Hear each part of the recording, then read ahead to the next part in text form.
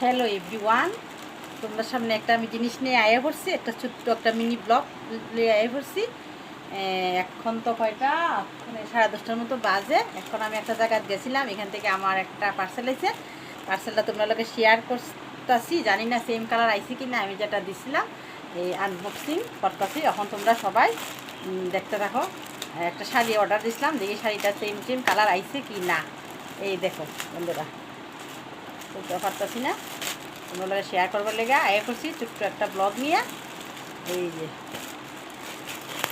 দেখতে থাকো তোমরা সবাই আমার ব্লগটা কেমন আসছে। জানি না, আমার বাবা তো করে নাই, নাহলে বাবা এই আনবক্সিং করে স্কুলও গেছে। এখন আমি দেখাইতেছি তোমরা আনবক্সিং করে শাড়িটা সেম কালার আইসে কি না। সবাই আমার ব্লগটা দেখো।